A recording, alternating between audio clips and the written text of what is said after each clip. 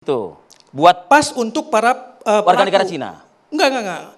Jadi kita nanti perdebatkan di sini apakah pelaku atau korban. Oke. Nah, konteks ekstradisi yang disebut oleh Ketua OJK, kita bisa lihat dari pemberitaan itu adalah bos-bos sindikat yang ditangkap di Kamboja atas desakan pemerintah Cina yang sangat kuat kepada pemerintah Kamboja dan minta dipulangkan. Jadi itu di luar dari konteks ribuan yang dipulangkan ke Cina juga. Jadi sindikat.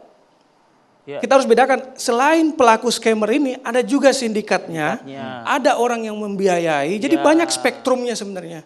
Ketua OJK sama sekali tidak generalisir, hanya menyebut pada scammer. Nanti kita lihat apakah yang mereka lakukan itu dalam hukum internasional ataupun hukum TPPO kita itu bisa dipidanakan atau enggak. Ini lebih enak mendengar Mas Heril bicaranya begitu. Saya ke Mas Pratama terlebih dahulu. Mas Pratama, Anda sepakat dengan pernyataan Mas Heril? Jangan generalisir lah.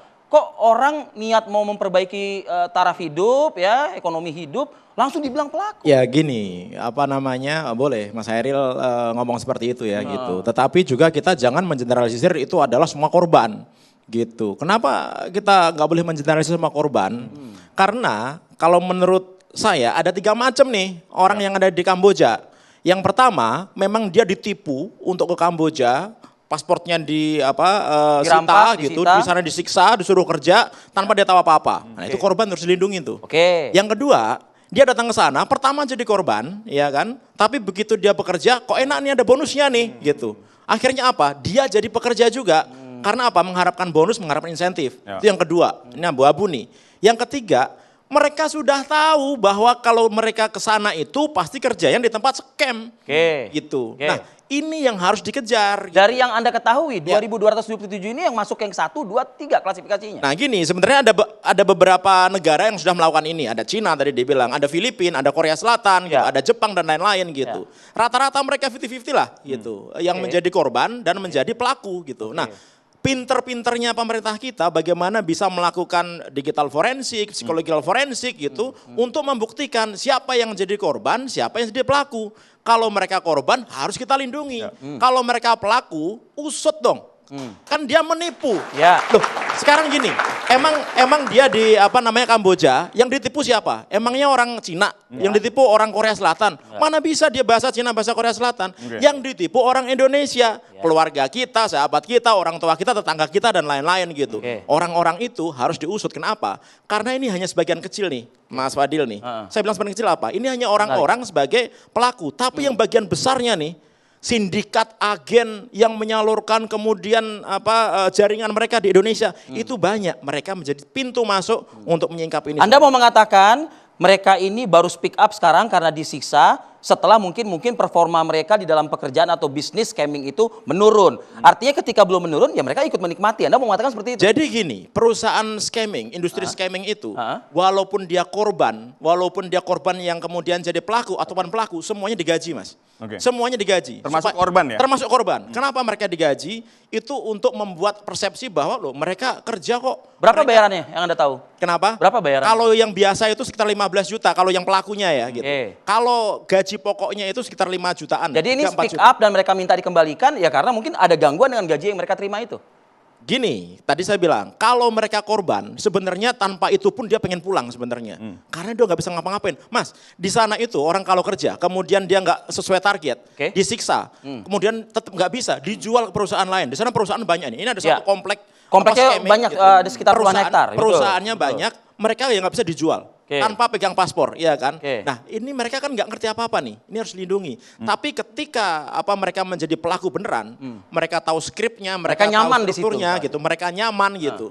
Mereka akan ngajak teman-temannya yang ada di Indonesia untuk kerja ke Kamboja. Banyak itu buktinya itu. Baik, saya ingin ke Mas Hairil. Tadi jelas ya, artinya klasifikasinya dibagi tuh jadi 3 klaster. Nah, menurut Anda seperti apa supaya kita tidak mengeneralisir tadi bahwa ini memang pelaku atau ini korban gitu? Saya ingin kita menyamakan persepsi dulu bahwa scamming adalah itu tindak pidana. Itu tidak ada yang mengatakan penipuan, itu tidak ada yang mengatakan itu bukan tindak pidana. Bahwa itu udah ada aturan yang mengatur.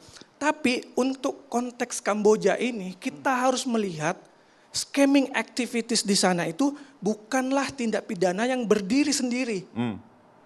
Ini adalah suatu kegiatan yang lahir dari kejahatan yang lebih besar yang namanya tindak perdagangan TPPO, Ya. lebih Orang. singkatnya. Iya. Jadi ini tidak akan terjadi tanpa ada TPPO-nya. Oke. Sindikat gitu ya. Sindikat, segala aturan internasional, regional, domestik, bahkan di undang-undang kita sendiri tentang TPPO, itu memandatkan pengusutan pidana utamanya. Oke. TPPO-nya artinya sindikatnya, orang yang membiayai, orang yang investornya di sana. Tentunya ada orang Indonesia juga pastinya yang bertindak sebagai sindikat, itu yang harus dicari. Tapi bagaimana dengan orang yang melakukan tindak pidana scamming ini di sana? Apakah ini bisa dipidanakan? Iya kan? Oke. Scamming di sini berbeda dengan scamming yang pertama saya sebut tadi, scamming yang berdiri sendiri. Apa perbedaannya? Perbedaannya nih scamming yang saya bilang tadi bahwa secara umum scamming itu pidana, itu suatu kegiatan yang berdiri sendiri.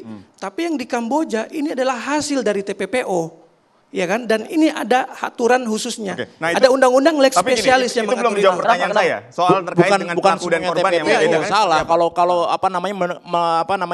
menyamaratakan bahwa semua itu TPPO mereka ditipu salah karena Iya. karena Anda yang memang mereka dengan Betul. sukarela, dengan kesadaran diri Kerangka kerja di berpikirnya sana, kan gitu. begini Mas Pratama, ada dua tadi, ada yang Iya. memang benar-benar, ada yang TPPO gitu loh. Saya akan menjelaskan Baik, dengan baik, data silakan. dan hukum ya. Oke, silakan. Biar tidak disebut omon-omon nanti. Jadi data, kita ada investigasi selama 2 tahun dari 2023 sampai 2025 kemarin. Itu kita memeriksa interview langsung 58 orang dan memeriksa catatan ratusan, ada sekitar 300 interview yang dilakukan oleh lembaga, itu kita cross check semuanya. Oke. Kita Hasilnya? menemukan adalah semuanya kecuali 1 orang adalah korban TPPO. Oke. Itu dari ratusan sampel yang kita Ya. Kecuali satu cross-check. orang korban. Kecuali 1 orang. Ratusannya itu adalah pelaku. Enggak, semuanya korban TPPO Oke. kecuali 1 orang. Oh, oke. Iya kan? Nah, yang Artinya tidak yang TPPO. lapor udah pasti korban TPPO, yang Iya, dia iya. penikmati pasti nggak akan lapor. Bagaimana posisinya tindak pidana yang berasal dari TPPO ini, bahwa seseorang dipaksa. Temuan kami di sana itu mereka disetrum, mereka Disiksa, disiksa dianiaya. untuk dipaksa untuk melakukan itu, paspornya diambil, bahkan kami menemukan apa yang disebut forced criminality. Forced criminality adalah kriminalitas paksaan di mana si sindikat ini memaksa orang ini melakukan scamming dan mengatakan, kalau kamu tidak melanjutkan ini, saya laporkan kamu ke pemerintah Kamboja. Biar Buat kamu tekanan tetap- berarti? Atau kamu tetap di sini melakukan itu. Itu paksaan. Dan itu ketika ada unsur paksaan, kita merujuk kepada undang-undang TPPO. Undang-undang kita TPPO pasal 18 itu mengatakan orang yang dipaksa melakukan tindak pidana dalam kerangka besar TPPO itu tidak dipidana. Silahkan cek Jelas, pasal clear. 18. Oke. Silahkan cek pasal 18. Jenderal boleh juga ikut berbicara. Itu bicara Kalau data misalnya- dengan dasar Tuh, hukum. iya, itu data kan orang yang melapor ke Anda gitu, ya kan. Tetapi kan kita lihat. Salahnya di mana Mas Pratama? Loh, karena Anda yang datang dengan sukarela ke sana, dia tahu di sana kerja di tempat scammer. Ya memang kerjanya dia pasti akan jadi pelaku, gitu. Banyak levelnya tuh banyak. Mereka menjadi pembuat skrip, mereka menjadi pelaku scam, melakukan scammer, mereka ngelola server, mereka ngelola keuangan. Banyak ini level-levelnya mereka nih, gitu. Ada yang memang kayak gitu. Oke.